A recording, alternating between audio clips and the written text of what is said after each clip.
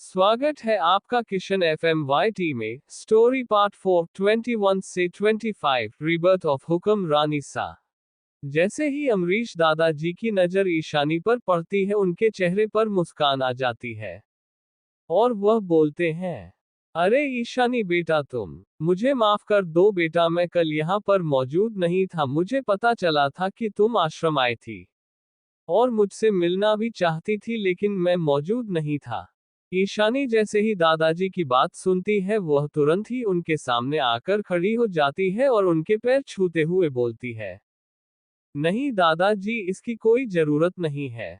वैसे भी मैं आपको बात कर नहीं आई थी और मुझे काम भी था, इसलिए फिर मैं यहाँ से चली गई थी। अमरीश दादाजी के चेहरे पर ईशानी की बातें सुनकर मुस्कान आ जाती है और वह अपना हाथ आगे बढ़कर उसके सर पर प्यार से हाथ फेरते हैं और वैदेही जी की तरफ देखकर उन्हें नमस्ते करते हुए अंदर वेलकम करते हैं। तभी अचानक से वहां पर एक ब्लैक कलर की एसयूवी आकर रुकती है, जो कि कस्टम मेड थी। देखने में बहुत ही ज्यादा खूबसूरत और रौबदार दिखाई दे रही थी।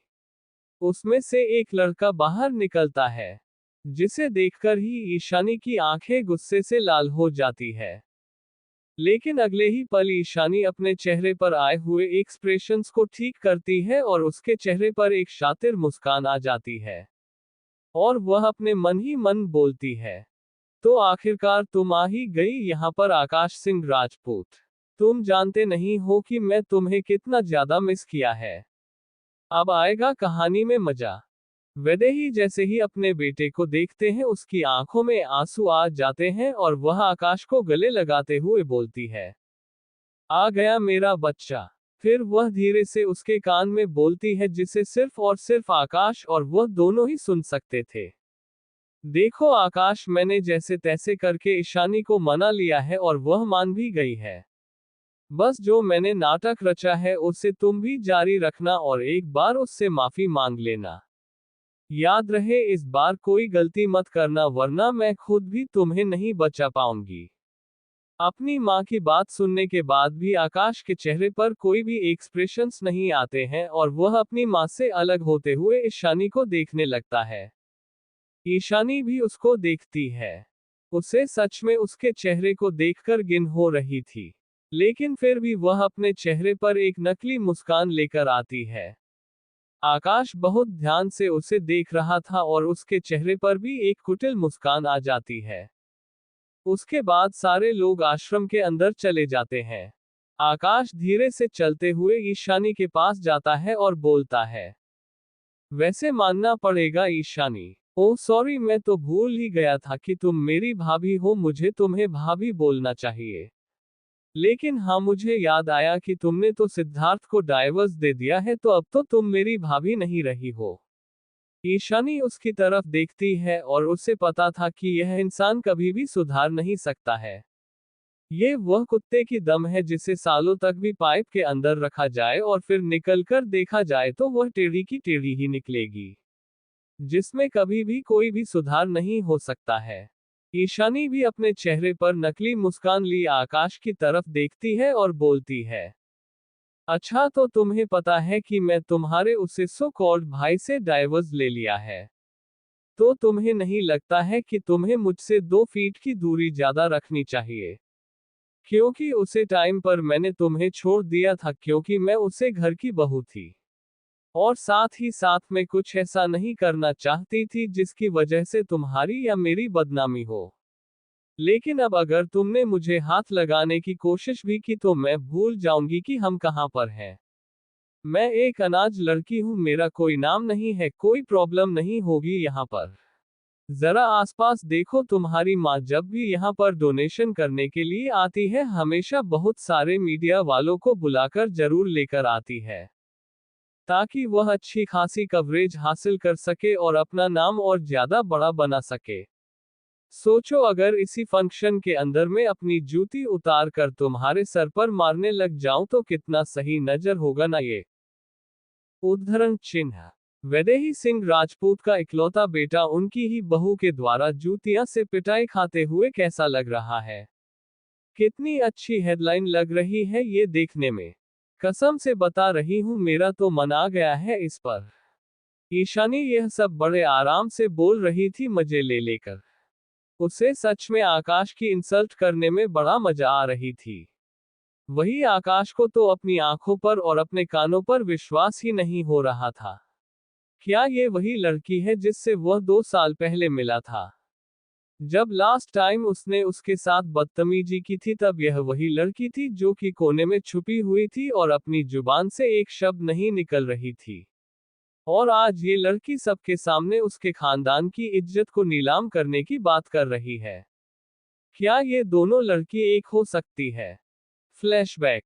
शादी के दूसरे दिन रात के समय ईशानी आराम से गार्डन में बैठी हुई सिद्धार्थ का इंतजार कर रही थी। हालांकि सिद्धार्थ ने उसे सारा कुछ बता दिया था कि वह उससे प्यार नहीं करता है और वह किसी और से प्यार करता है। उसने यह शादी जबरदस्ती की है ताकि दादाजी अपने आप को कुछ करना न ले। ये सब सोते हुए ईशानी की आंखों में आंसू आ जाते हैं। तभी वह जी झूले पर बैठी हुई थी, वहां पर उसे किसी और के होने का एहसास होता है। वह अपना सर मोड़कर देखती है तो वहां पर सिद्धार्थ की उम्र का ही एक इंसान बैठा हुआ था। वह उसे नहीं जानती थी और अचानक से अपने बगल में बैठा हुआ देखकर वह थोड़ा घबरा जाती है और पीछे हटते हुए बोलती है, आप कौन हो और यहाँ क्या कर रहे हो?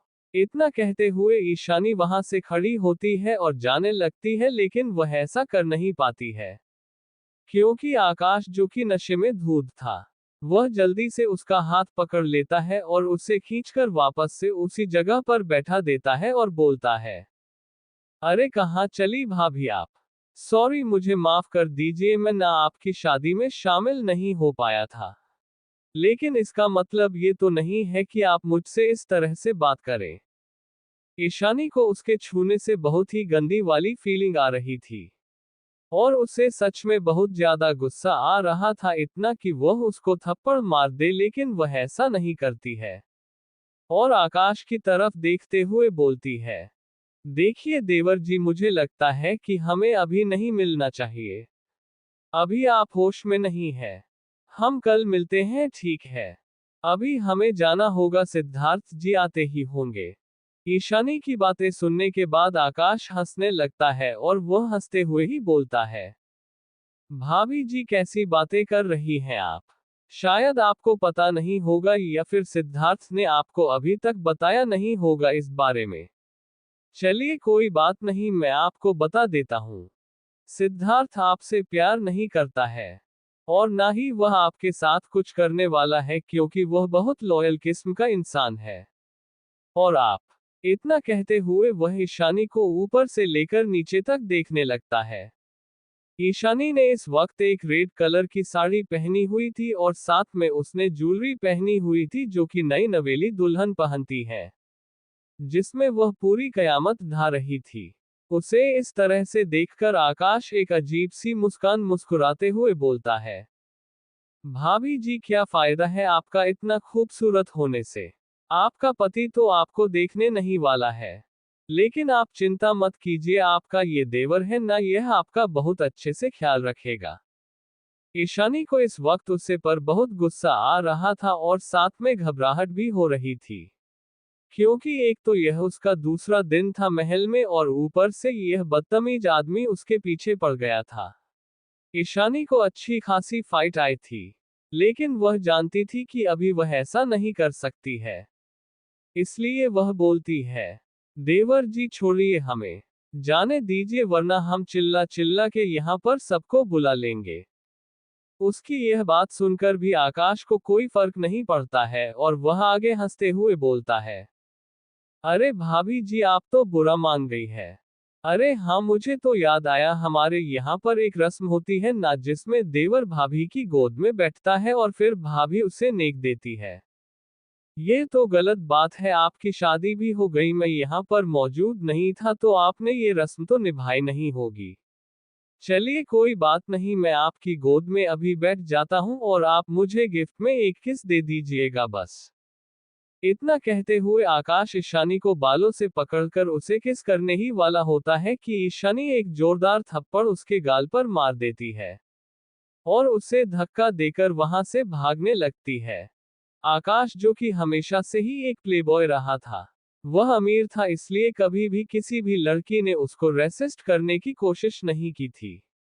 ऊपर से अभी वह नशे की हालत में था और भूल गया था कि अगर उसकी इस हरकत के बारे में किसी को पता चल गया तो उसकी क्या हालत हो सकती है। ईशानी का थप्पड़ खाने के बाद वह पूरी तरह से पागल हो जाता है और वह भागते हुए उसकी तरफ जाता है और चिल्लाते हुए बोलता है, भाभी जी, यह आपने अच्छा नहीं किया है, इसका खामियाजा तो आपको भुगतना ही होगा। आकाश सिंह राजपूत पर आप हाथ उठाकर बचने की सोच रही हो, ये तो नामुमकिन है। इतना कहते हुए वह भी उसी दिशा में जाता है जहां पर ईशानी भाग कर गई थी। ईशानी भागते हुए पीछे मुड़कर देखती है तो आकाश उसके पीछे की भागता हुआ नजर आता है, जिसे देखकर वह और भी ज्यादा घबरा जाती है और वह अपने आप से ही बड़बड़ाते हुए बोलती है, नहीं देवर जी, आप ऐसा मत कीजिए, वरना हम ऐसा कुछ करने के लिए मजबूर हो जाएंगे जो भी हम नहीं करना चाहते हैं। हम भूल जाएंगे कि हम आपकी भाभी है और आप हमारे देवर। प्लीज जाने दीजिए हमें यहाँ से।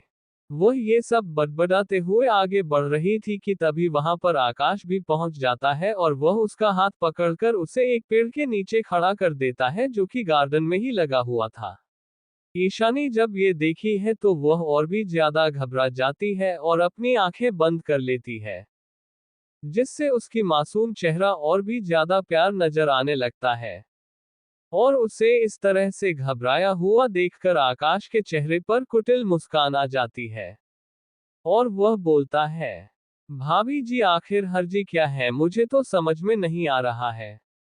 मैं आपको बता रहा हूं ना सिद्धार्थ, आपको कभी भी वह खुशी नहीं दे सकता है जिसके लिए आप यहाँ पर आए हो, क्योंकि हर पत्नी अपने पति से चाहती है। लेकिन आप इतनी चिंता क्यों कर रही हैं, मैं हूं ना यहाँ पर आपके लिए। मैं आपको वह हर एक खुशी दूंगा जिसकी आप हकदार हैं। आप बिल्कुल भी परेशान ना होइए। बस मुझे वह करने दीजिए जो मैं करना चाहता हूँ। फ्रेंड्स, क्या लगता है आपको आगे क्या होगा इस स्टोरी में? क्या आकाश वह कर पाएगा जो वह करना चाहता है? नहीं देवर जी, आप ऐसा मत कीजिए, वरना हम ऐसा कुछ करने के लिए मजबूर हो जाएंगे जो भी हम नहीं करना चाहते हैं।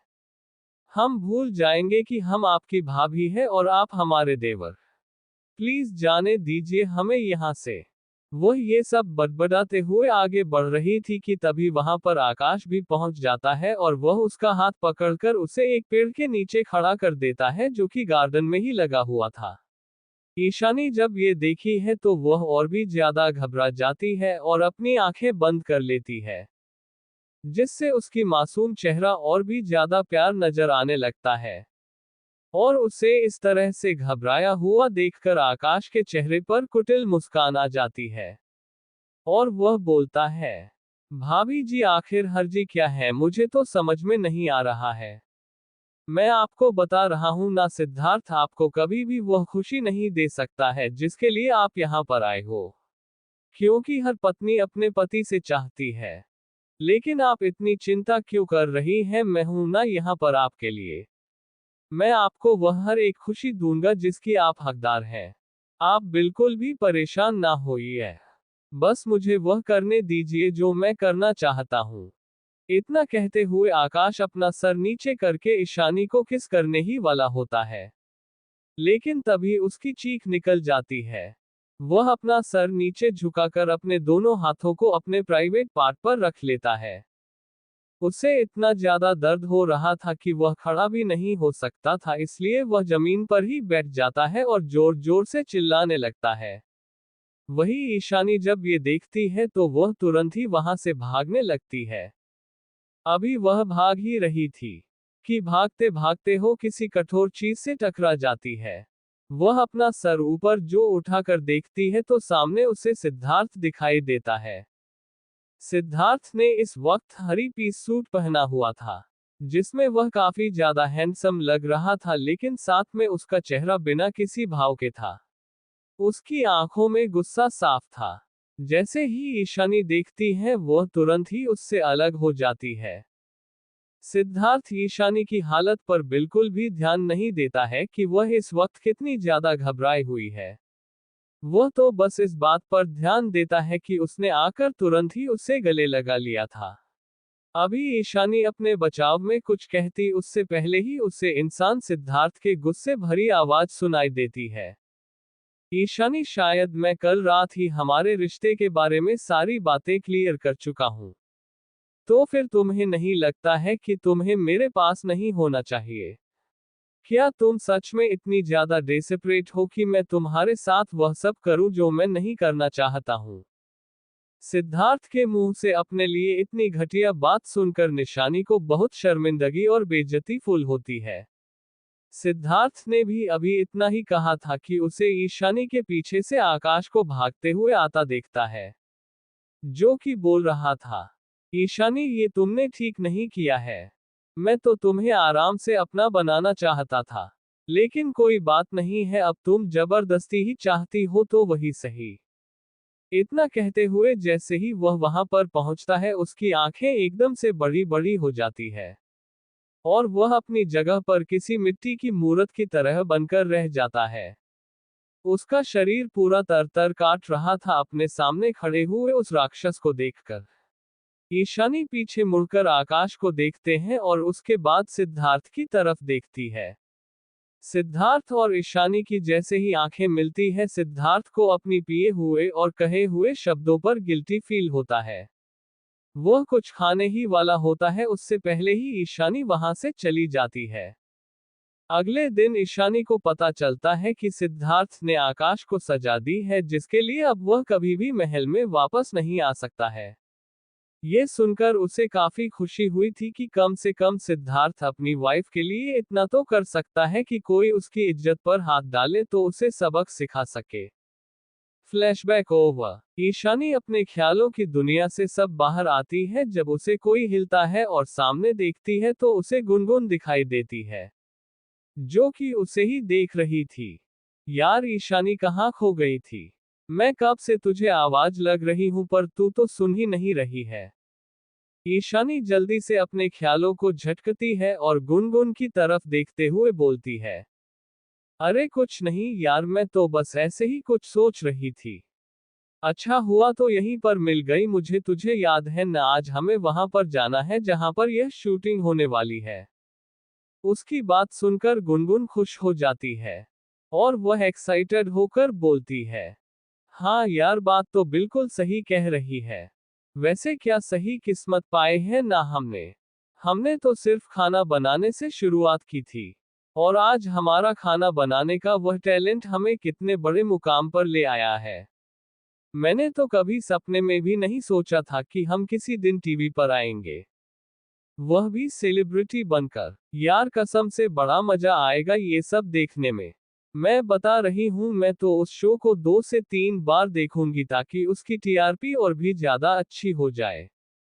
उसकी यह बात सुनकर निशानी हंसने लगती है और बोलती है, हाँ सही कहा तूने, एक तू ही तो है जो 2 से 3 बार उसको देखेगी, उसके बाद ही उस शो की टीआरपी ऊपर जाएगी और लोगों का तो कोई काम ही नहीं है। गुनगुन ईशानी की बातें सुनकर समझ चुकी थी कि वह उसका मजाक उड़ा रही है। वह मुंह फुलाकर बोलती है, तू भी ना हमेशा मेरा मजाक उड़ाती रहती है। कोई बात नहीं, चलती यहीं पर रहे, मैं थोड़ी देर में तैयार होकर आता हूँ। जैसे ही ईशानी यह सुनती है वह ऊपर से लेकर नीचे तक गुनगुन को बहुत ध्यान से देखती है और अगले ही पल वह हंसने लगती है और वह हंसते हुए ही बोलती है, तेरा सच में कुछ नहीं हो सकता है। मतलब अभी तक तूने नहाया नहीं है? कभी कभी तो मुझे सच में शक होता है, क्या सच में मुझे तुझे अपनी दोस्त बनना चाहिए था या नहीं?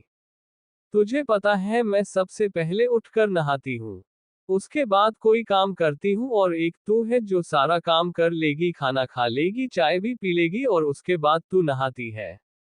वह भी कहीं पर जाना हो तब, वरना तो वह भी।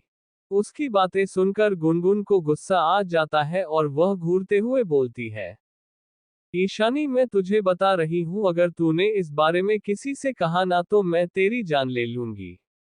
अब तो हम बाहर जाएंगे और वहां पर हमें काम करना होगा, तुम्हें अच्छे से रोज नहाकर ही जाऊंगी ना। और वैसे भी अब मैं सुधर गई हूँ।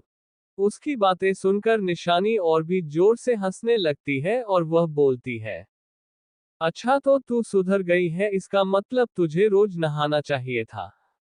तो फिर अभी तो यहाँ पर क्या कर रही है, वह भी बिना नहाए। गुनगुन उसको घूरते हुए बोलती है, हाँ तो मैं अभी से सुधरी हूं ना, कल से मैं नहा लूंगी रोज। अब तू बकवास करना बंद कर, वैसे भी और भी ज्यादा देर हो जाएगी वरना मैं नहाकर आता हूँ। इतना कहते हुए वो वहां से चली जाती है।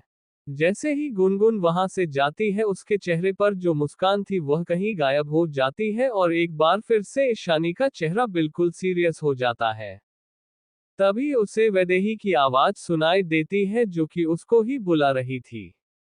ईशानी बेटा, तुम वहां पर खड़ी खड़ी क्या कर रही हो, यहाँ पर आओ और हमारी मदद करो। जैसे ही ईशानी वहां पर जाती है, वहां पर वैदेही जी अपने हाथों से सबको गिफ्ट्स बांट रही थी। आकाश साथ में ही खड़ा हुआ था। ईशानी देखी है कि वह घटिया इंसान कैसे आश्रम की लड़कियों को घूर रहा है, जिसे देखकर उसकी हाथ की मुट्ठियां कस जाती है। वहां पर जाकर वह भी सब लोगों को गिफ्ट्स बांटने लगती है।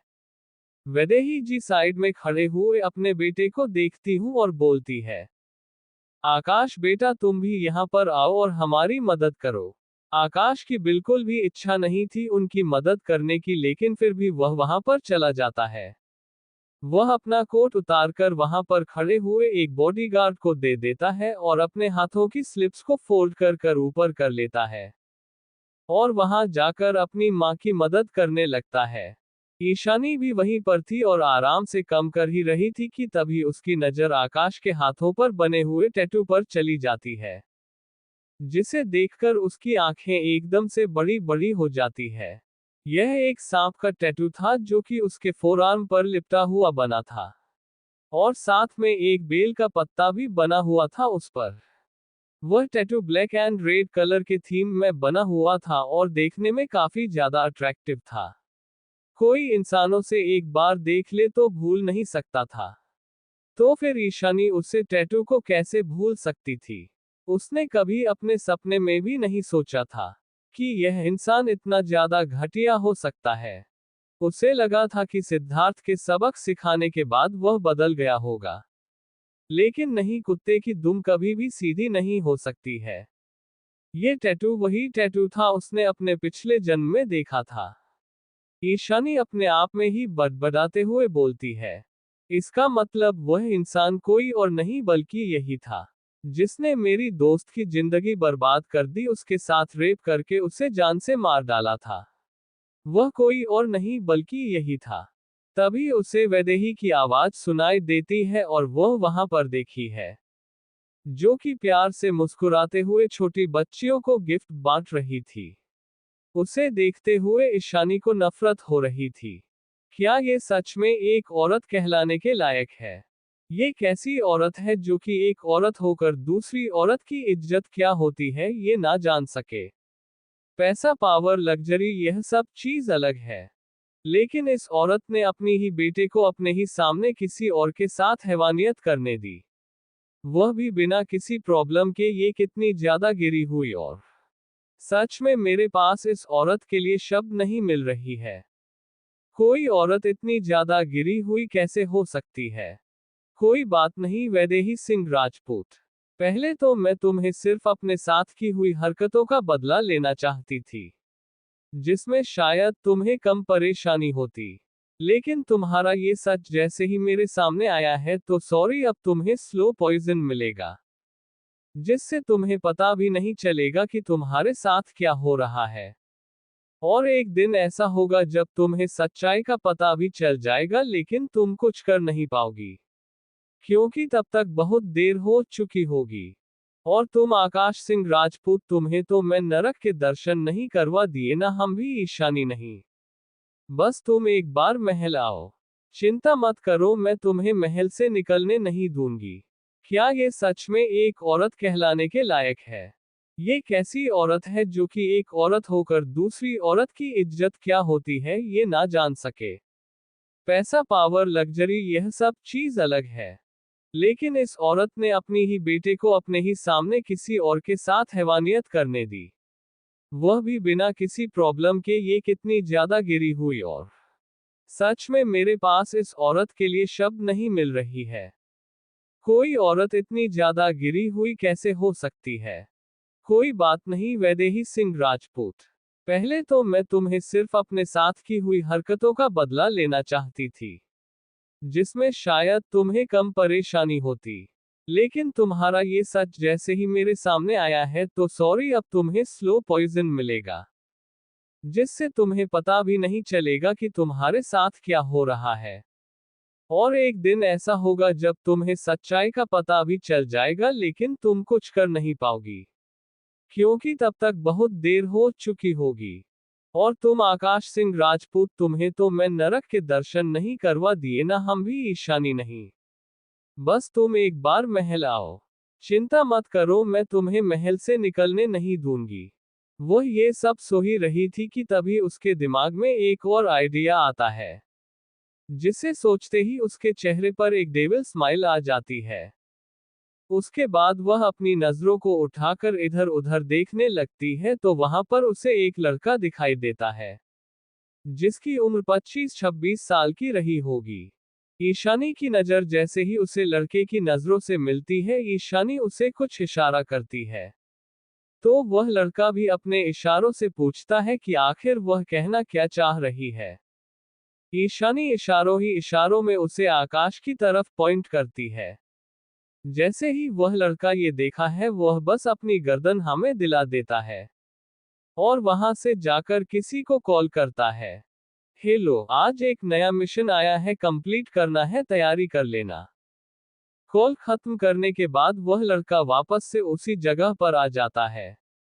अब तक गुनगुन भी तैयार होकर आ जाती है और ईशानी के सामने खड़ी होकर बोलती है, अच्छा ठीक है, अब मैं देख तैयार हो गई हूँ, जल्दी चल, वैसे भी 12 बजे बज गए हैं, 2 बजे हमारी मीटिंग है। ईशानी भी उसके साथ चली जाती है और पीछे मुड़कर एक बार फिर से उस लड़के को देखती है और स्माइल करते हुए वहां से निकल जाती है। उसने एक बार वैदेही से बात करके वहां से जाने की जहमत तक नहीं उठाई थी। अंडस्को सिद्धार्थ इस वक्त अपने ऑफिस में था और अपने काम में बिजी था कि तभी उसे नव्या का कॉल आता है। उसका कॉल आंसर करने का मन तो नहीं था, लेकिन फिर भी वह फोन उठाता है। जैसे ही वो अपना कॉल आंसर करता है, सामने से उसे नव्या की बहुत ही स्वीट आवाज सुनाई देती है। हेलो बेबी, कहाँ हो तुम? चलो ना, आज कहीं बाहर चलते हैं। मेरा सच में बहुत मन है बाहर घूमने का। मैं जब से यहाँ आई हूँ तब से महल में कैद होकर रह गई हूँ। प्लीज ना, चलते हैं। सिद्धार्थ एक पहले तो उसे मना करने वाला था, लेकिन कुछ सोचकर वह बोलता है, ठीक है, हम मिलते हैं। मैं तुम्हें लेने के लिए गाड़ी भेज देता हूँ, तुम वहीं पर आ जाना, ठीक है? इतना कहने के बाद सिद्धार्थ तुरंत ही अपने फोन को रख देता है और वापस से काम करने लगता है। अपना काम खत्म करने के बाद वह वहां से उस जगह पर जाने के लिए निकल जाता है जहां पर उसने नव्या को आने के लिए इनवाइट किया था।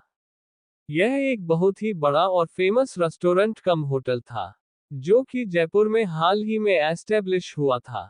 इस रेस्टोरेंट का नाम द फूड ऑफ हेवन था और सच में यहाँ का खाना स्वर्ग के खाने के जैसा ही था। सिद्धार्थ को यहाँ का खाना सच में बहुत ज्यादा पसंद था।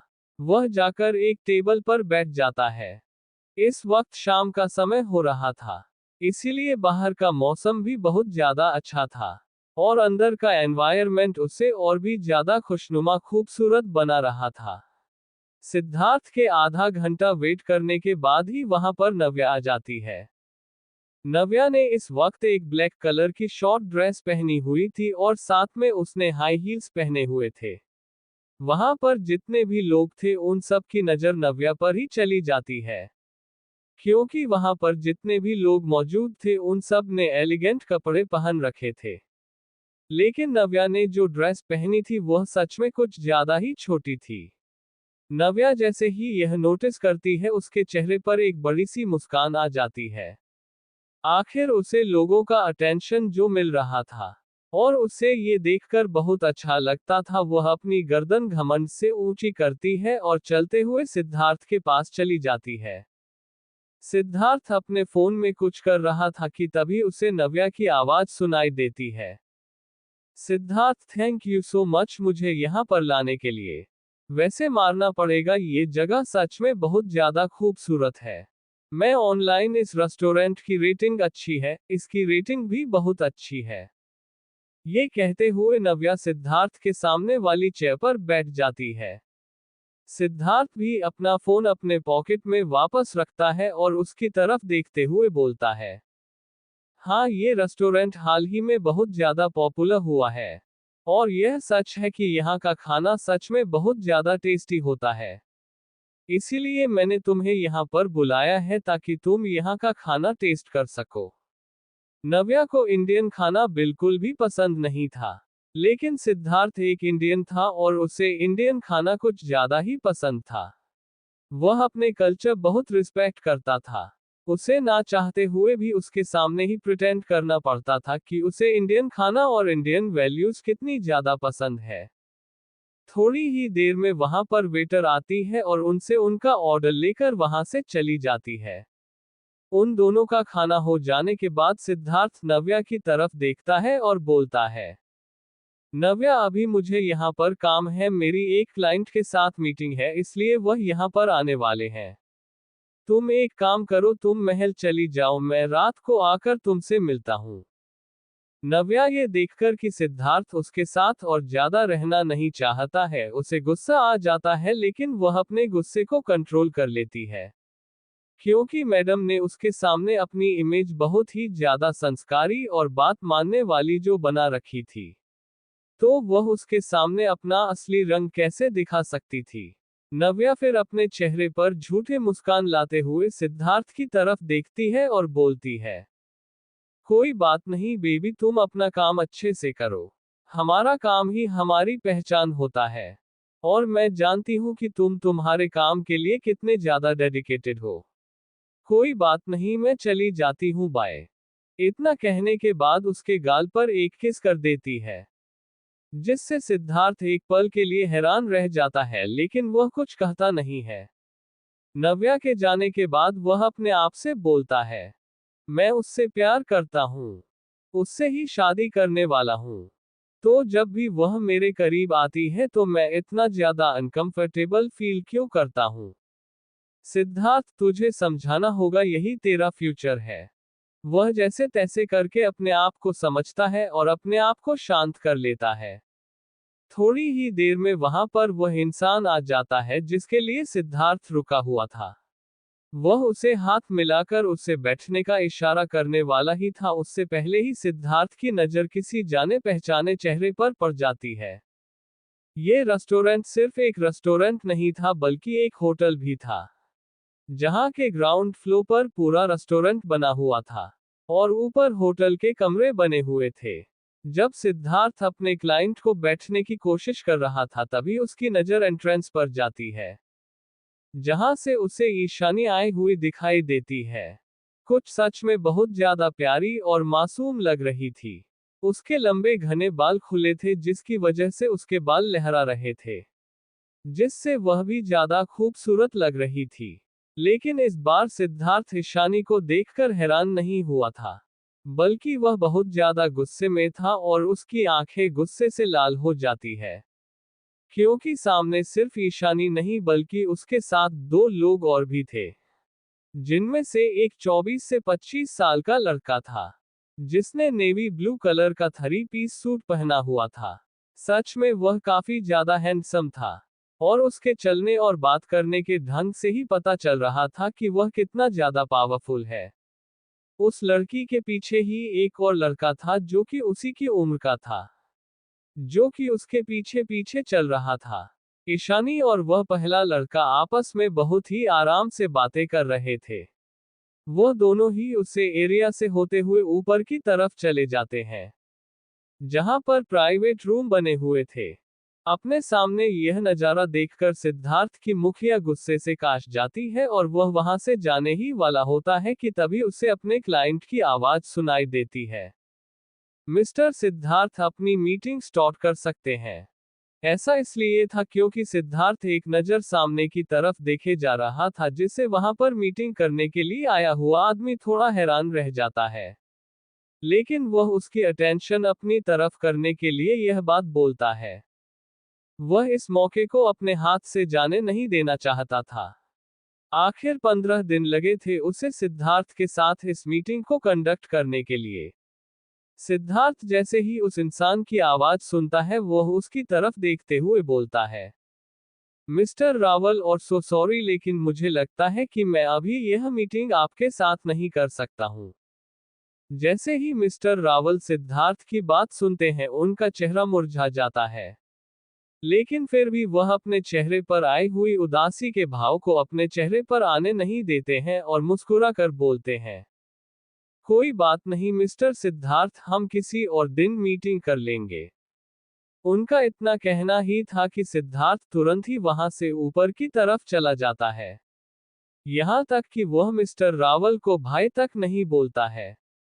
बेचारे मिस्टर राहुल शिवाय उसे देखने के कुछ कर भी नहीं सकते थे।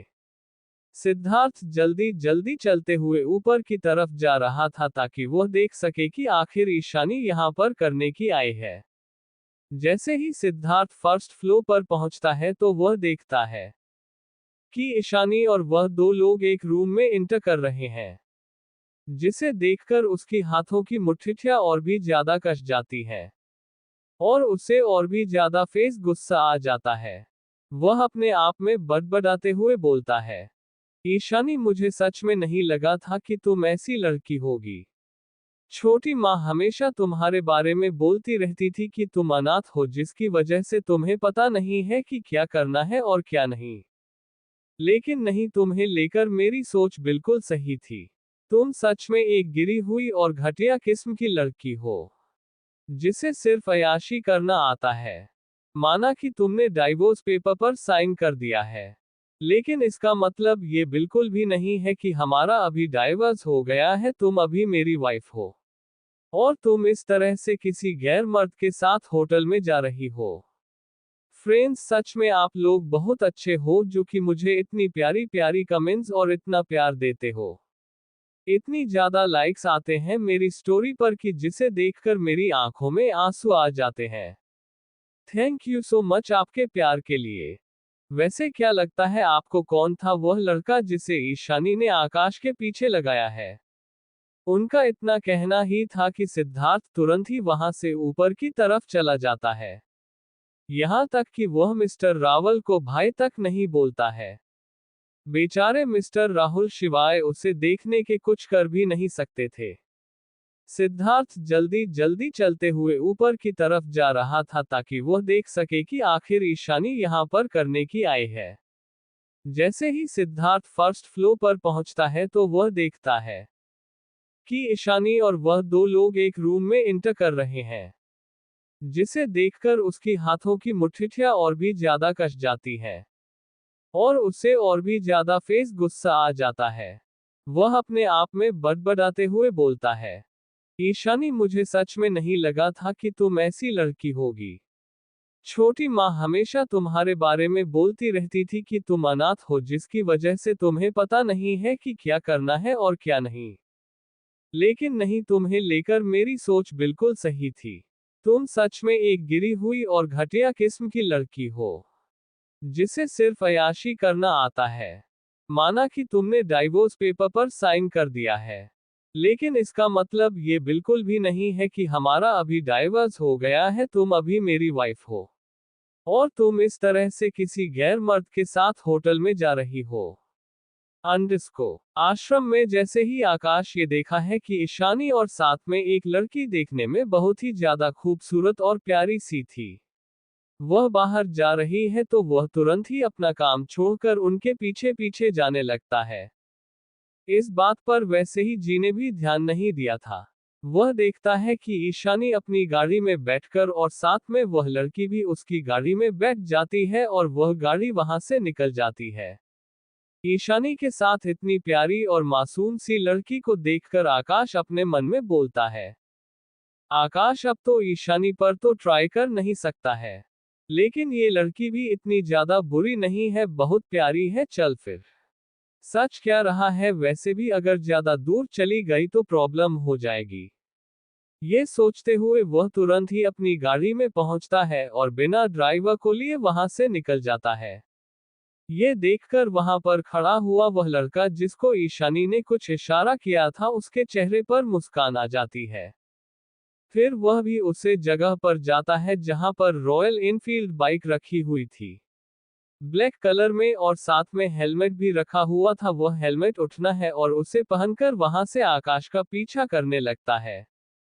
ईशानी की गाड़ी एक बिजनेस हब पर जाकर रुकती है और वह वहां से निकालकर अंदर चली जाती है। आकाश जब ये देखा है तो वह भी थोड़ा कंफ्यूज हो जाता है, लेकिन अभी उसका ध्यान ईशानी पर न होकर गुनगुन पर था। जैसे ही वह अपनी कार से बाहर निकलता है, वह देखता है वहां पर 7 से 8 लड़के आ जाते हैं जिन्होंने ब्लैक कलर के कपड़े पहने हुए थे और साथ में अपने चेहरे को मास्क से ढका हुआ था। लेकिन उन सब ने जो मास्क पहने था और जो यूनिफॉर्म पहनी थी उसके ऊपर एक सिंबल लगा हुआ था, जिसे देखकर उसकी आंखें एकदम से बड़ी बड़ी हो जाती है। वह कुछ खाने ही वाला था, लेकिन उससे पहले ही एक इंसान उसके मुंह पर एक रुमाल रख देता है, जिससे इमीडिएटली वह बेहोश हो जाता है। तभी वहां पर वह लड़का आता है जो कि बाइक पर बैठा हुआ उसका पीछा करते हुए यहाँ पर आया था, और अपने चेहरे पर से हेलमेट निकालकर उन लोगों की तरफ देखते हुए बोलता है, तुम लोगों को पता है ना इसका क्या करना है। उन लड़कों में से एक लड़का उस हेलमेट वाले लड़के की तरफ देखते हुए बोलता है, वरुण, क्या तुमने इस बारे में बताया था?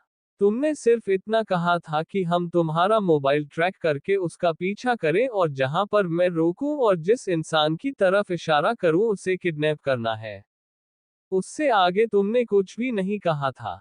उसे लड़के की बात सुनकर वरुण अपना सीरियस फेस बनाते हुए बोलता है, तुम लोग क्या पागल हो गए हो? तुम लोग जानते नहीं हो कि मैं कहां पर रहता हूं?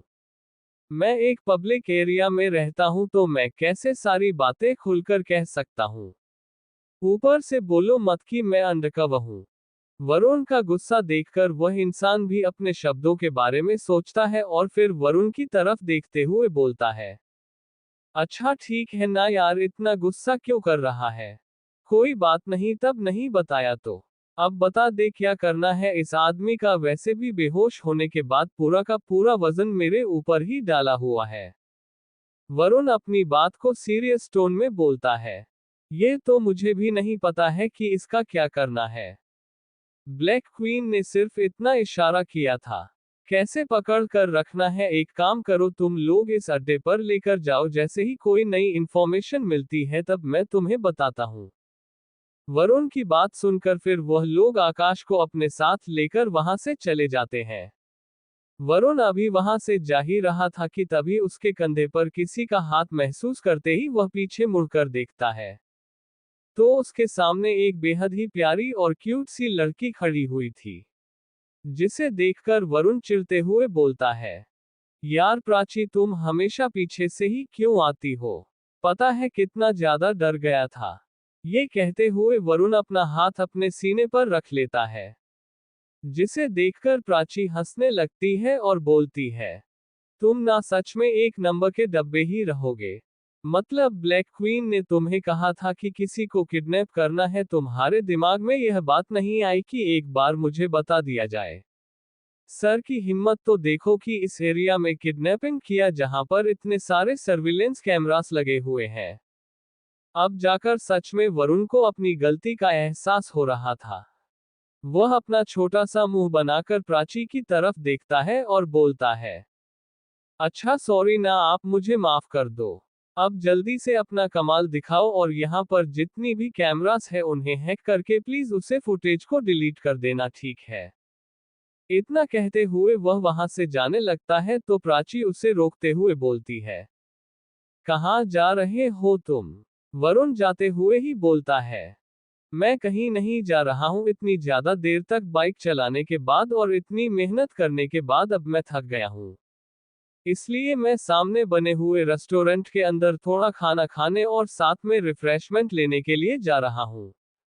तुम काम करके वहीं पर आ जाना।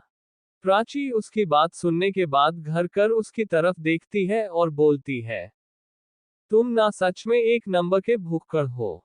और क्या मतलब है तुम्हारा कि मैं यहाँ पर रहकर सारे काम करूं और तुम जाकर रेस्टोरेंट में पेट पूजा करो। मैं एक हैकर हूं, मुझे यहाँ पर रोड पर खड़े रहने की जरूरत नहीं है। वह वहां पर बैठकर भी अपना काम कर लूंगी। चलो मैं भी चल रही हूँ, मुझे भी बहुत भूख लग रही है।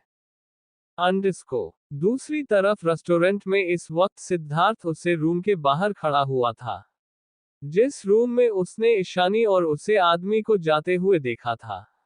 वह गहरी लंबी सांस लेता है और एक ही बार में दरवाजा खोल देता है। दरवाजा अंदर से बंद नहीं था, इसलिए वह एक ही बार में खुल जाता है। जैसे ही वह अंदर का नजारा देखता है, वह और भी ज्यादा हैरान रह जाता है। सामने एक बड़ी सी राउंड टेबल रखी हुई थी कांच की, और वहां पर ईशानी और वह लड़का जो कि बस की तरह दिख रहा था वह बैठा हुआ था और कुछ बातें कर रहे थे। सिद्धार्थ ने पहले इस बात पर ध्यान नहीं दिया था कि आखिर वह लड़का दिखने में है कैसा। उसे वक्त उसने सिर्फ इस बात पर ध्यान दिया था कि ईशानी दो लड़कों के साथ रूम में जा रही है। लेकिन अब जब वह प्रॉपर तरीके से उसे लड़के का चेहरा देख रहा था तो उसे विश्वास नहीं हो रहा था कि वह लड़का सच में यहाँ पर हो सकता है। तभी अचानक से सिद्धार्थ के मुंह से अपने आप ही निकल जाता है, राघव अग्निहोत्री। दरवाजा खुलने की आवाज सुनकर और साथ में राघव अपना नाम सुनकर ईशानी और राघव दोनों ही उसे दिशा में देखते हैं जहां पर सिद्धार्थ अपने शॉकिंग एक्सप्रेशंस लिए खड़ा हुआ था। राघव जब ये देखा है तो उसकी आंखें गुस्से से लाल हो जाती है, क्योंकि उसे बिल्कुल भी पसंद नहीं था कोई बिना परमिशन के उनके प्राइवेट मूवमेंट में दखल डाले। वह सिद्धार्थ को गुस्से से घूरते हुए बोलता है, मिस्टर, क्या मैं आपसे जान सकता हूं कि आपने ये बदतमीजी क्यों की है? क्योंकि अगर आपके पास इसका वैलिड रीजन नहीं हुआ तो मुझे नहीं पता है कि फिर मैं आपके साथ क्या करूंगा। सो आई हो कि आपके पास एक वैलिड रीजन हो इस चीज के लिए। राघव की इतनी ठंडी और डरावनी आवाज सुनकर वहां पर मौजूद उसका असिस्टेंट भी डर जाता है, क्योंकि सच में राघव काफी पावरफुल इंसान था। राघव का असिस्टेंट विक्रम खन्ना जानता था कि सामने खड़ा हुआ वह इंसान कौन है। भले ही राघव यहाँ पर पहली बार आया था, लेकिन विक्रम सच में बहुत ज्यादा कैपेबल और काबिल असिस्टेंट था, इसलिए जब भी वह कहीं पर जाता था सबसे पहले उससे जगह की इंफॉर्मेशन निकाल लेता था। वह धीरे से अपना सर झुकाकर राघव के कान में कहता है, सर, यह मिस्टर सिद्धार्थ सिंह राजपूत है, जयपुर की हुकुमसा। इतना सुनने के बावजूद भी राघव की आंखें गुस्से से लाल ही रहती है और अभी वह उसे वैसे ही घर रहा था जैसे कि पहले घर रहा था। वही सिद्धार्थ भी राघव को अपने सामने देखकर हैरान था। भले ही राघव सिद्धार्थ को नहीं जानता था, लेकिन सिद्धार्थ राघव को बहुत अच्छे से जानता था। और ऐसा हो भी क्यों ना, भले ही सिद्धार्थ एक राजा था लेकिन वह सिर्फ जयपुर का राजा था, राजस्थान का भी राजा नहीं था। सिद्धार्थ का जो बिजनेस था वह पूरी ऑल ओवर इंडिया में फैला हुआ था। लेकिन उसके सामने बैठा हुआ वह इंसान कोई मामूली इंसान नहीं था, वह पूरे एशिया पर राज करता था। राघव अग्निहोत्री, अग्निहोत्री ग्रुप का इंडस्ट्री के अध्यक्ष। जहां सिद्धार्थ पहले बहुत ज्यादा गुस्से में था, अब भी गुस्से में ही था, लेकिन वह अपनी गुस्से को कंट्रोल करते हुए एक प्लेन टोन में बोलता है, मिस्टर अग्निहोत्री, मैं माफी चाहता हूं कि मेरी वजह से आपको परेशानी हुई है, लेकिन मैं आपको यहां पर मिलने के लिए नहीं आया हूं। मैं यहां पर अपनी वाइफ से मिलने के लिए आया हूं। जैसे ही राघव और विक्रम ये बात सुनते हैं वह दोनों भी हैरान हो जाते हैं और मुड़कर ईशानी की तरफ देखने लगते हैं, जिसका चेहरा बिल्कुल नॉर्मल था, जैसे कि उसे इस बात से कोई फर्क ही नहीं पड़ा है। सिद्धार्थ ने अपनी बात खत्म की ही थी कि तभी एक बेहद ही काम और पतली और प्यारी सी आवाज पूरे रूम में सुनाई देती है, मिस्टर सिद्धार्थ, शायद आप भूल रहे हैं, लेकिन मैं डाइवोर्स पेपर पर साइन कर दिया है और साथ में आपने भी साइन कर दिया है। तो उसे हिसाब से आपसे और शायद बहुत पहले से मैं आपकी वाइफ नहीं हूं। और क्या मैं जान सकती हूं कि आपका यहां पर आने का मकसद क्या है? और क्या कहा था आपने कि मैं आपकी वाइफ हूँ? पिछले 2 सालों से आप भूल गए थे क्या मैं आपकी वाइफ हूँ जो आज अचानक से आपको याद आ गया? Friends, thank you so much आपके इतने प्यार और सपोर्ट के लिए। आप सच में मेरी स्टोरी को बहुत ज्यादा पसंद करते हो, लेकिन प्लीज लाइक भी कर दिया कीजिए यार, एक भी लाइक नहीं होता है। मेरे दिल में कितना दर्द होता है। जहां सिद्धार्थ पहले बहुत ज्यादा गुस्से में था, अब भी गुस्से में ही था, लेकिन वह अपनी गुस्से को कंट्रोल करते हुए एक प्लेन टोन में बोलता है, मिस्टर अग्निहोत्री, मैं माफी चाहता हूँ कि मेरी वजह वजह से आपको परेशानी हुई है। लेकिन मैं आपको यहाँ पर मिलने के लिए नहीं आया हूँ। मैं यहाँ पर अपनी वाइफ से मिलने के लिए आया हूँ। जैसे ही राघव और विक्रम ये बात सुनते हैं, वह दोनों भी हैरान हो जाते हैं और मुड़कर ईशानी की तरफ देखने लगते हैं, जिसका चेहरा बिल्कुल नॉर्मल था, जैसे कि उसे इस बात से कोई फर्क ही नहीं पड़ा है। सिद्धार्थ ने अपनी बात खत्म की ही थी कि तभी एक बेहद ही काम और पतली और प्यारी सी आवाज पूरे रूम में सुनाई देती है, मिस्टर सिद्धार्थ, शायद आप भूल रहे हैं, लेकिन मैं डाइवोर्स पेपर पर साइन कर दिया है और साथ में आपने भी साइन कर दिया है। तो उसे हिसाब से आपसे और शायद बहुत पहले से मैं आपकी वाइफ नहीं हूँ। और क्या मैं जान सकती हूँ कि आपका यहाँ पर आने का मकसद क्या है? और क्या कहा था आपने कि मैं आपकी वाइफ हूँ? पिछले 2 सालों से आप भूल गए थे क्या मैं आपकी वाइफ हूँ जो आज अचानक से आपको याद आ गया? ईशानी की यह बात सुनकर सिद्धार्थ को बहुत गुस्सा आ जाता है। उसने कभी नहीं सोचा था कि वह बाहर के लोगों के सामने भी उससे ये सब कह देगी। उसने सोचा था कम से कम जब तक उसके साथ डाइवोर्स नहीं हो जाता है, तब तक तो वह अपनी इस हुक्मरानी सा होने का रुतबा बरकरार रखना चाहेगी।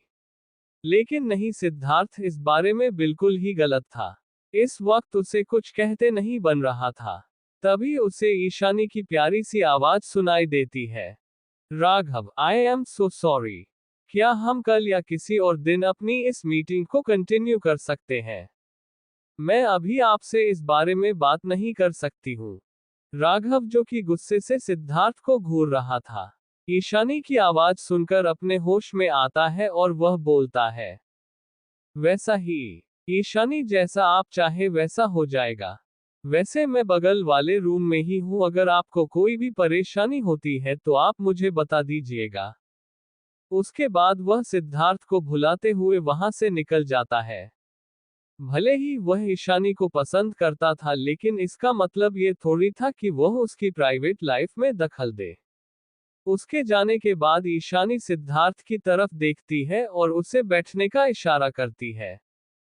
आइए मिस्टर सिद्धार्थ, बैठिए। वैसे तो आपने मेरी मीटिंग बर्बाद कर ही दी है, पर अब आप बता दीजिए कि आप यहाँ पर आई क्यों है?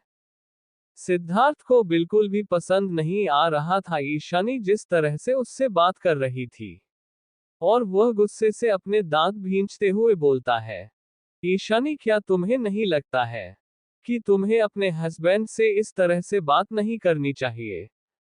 माना कि तुम मुझे अपना हस्बैंड नहीं मानती हो, लेकिन तुम यह मत भूलो कि मैं अभी जयपुर का हुकुमसा हूँ, और तुम अभी जयपुर की, तुम्हें मेरा सम्मान करना होगा। उसकी यह बातें सुनकर ईशानी उसे ऐसी दिखती है जैसे कि वह किसी बेवकूफ को देख रही हो। फिर वह अपने चेहरे पर एक मुस्कान लाते हुए बोलती है, मुझे समझ में नहीं आता है मिस्टर सिद्धार्थ कि मैं क्या करूं आपके लिए। पहले आप मुझे ये चाहते थे कि मैं आपको छोड़ दूं, आपको डाइवोर्स दे दूं, जिसके लिए आप हमेशा मेरे पीछे पड़े रहते थे। और मैं हमेशा यही सोचकर रह जाती थी कि नहीं, मुझे अपनी इस रिश्ते को बचाना होगा।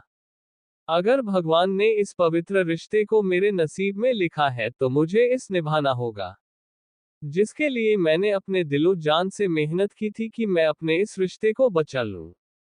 ये सब कहते हुए ईशानी की आवाज, जो थोड़ी देर पहले बहुत ज्यादा रौबदार और गुस्से से भरी हुई थी, जैसे जैसे वह बोल रही थी वैसे वैसे उसकी आवाज घूटने लगी थी, और उसकी आवाज भारी हो गई थी और साथ में उसकी आंखों में नमी उतर आई थी। लेकिन वक्त और किस्मत और साथ में भगवान ने भी मुझे ये बात समझी थी कि मैं कितनी ज्यादा गलत थी। हाँ, पति पत्नी का रिश्ता बहुत ज्यादा पवित्र और सबसे भरोसेमंद रिश्ता होता है। इस बात को मैं अभी मानती हूँ। लेकिन कभी कभी हम किसी गलत इंसान के साथ इस रिश्ते में बंध जाते हैं, तो अच्छा यही होता है कि हम इस रिश्ते से जल्द छुटकारा पा ले, वरना इसका अंजाम बहुत ही ज्यादा बुरा हो सकता है, जिसे मैं भुगत चुकी हूँ। उसकी यह आखिरी बात सुनकर सिद्धार्थ एक ठंडी आवाज में बोलता है, मैं तुम्हारे साथ ऐसा भी क्या गलत किया है? शादी की पहली रात ही मैं तुम्हें सारी बातें बता दी थी, वह भी सच सच। उसके अलावा मैंने तुम्हें कुछ भी नहीं कहा था। और नहीं हमारी ज्यादा बात होती है। यहाँ तक कि मैं तुम्हारे पूरे खर्च भी उठता हूँ। अपने पति होने का हर एक जिम्मा में पूरा कर रहा हूँ।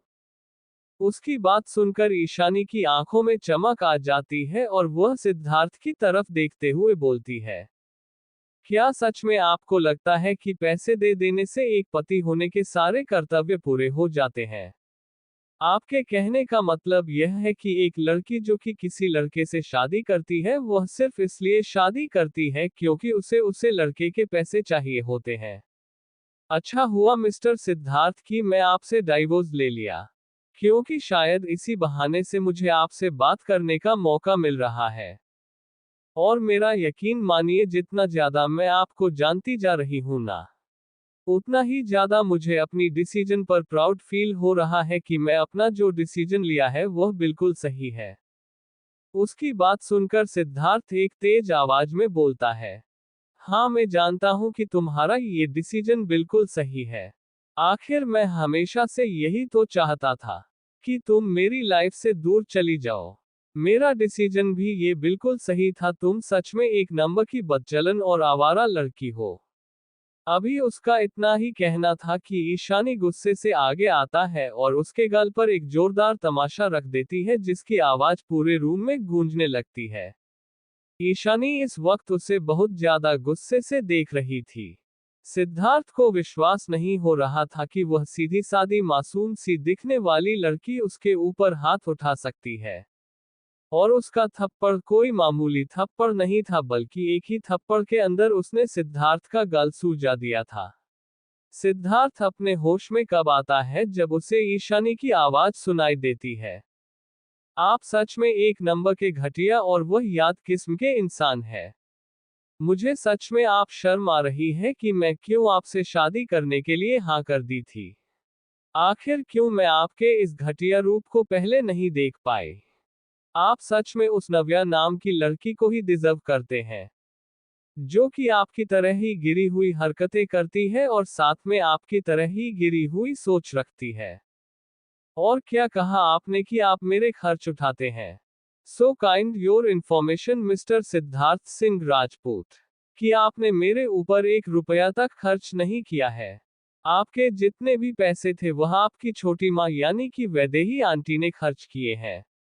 आखिर आप उन्हें ही तो मेरे हिस्से के पैसे देते थे ताकि वह मुझे दे दे। लेकिन आप इंफॉर्मेशन के लिए बता दूं कि उन्होंने शादी के बाद जितने भी पैसे आपने मेरे लिए एलोकेट किए थे, उसमें से एक रुपया भी मुझे नहीं दिया है। तो आज के बाद आप ये भूल जाना कि आपने कभी मेरा खर्चा उठाया है। उसकी बात सुनकर सिद्धार्थ को एक पल के लिए शौक लगता है कि उसकी छोटी माँ ने कभी वह पैसे ईशानी को दिए ही नहीं थे जो उसे हमेशा मिलनी चाहिए थे।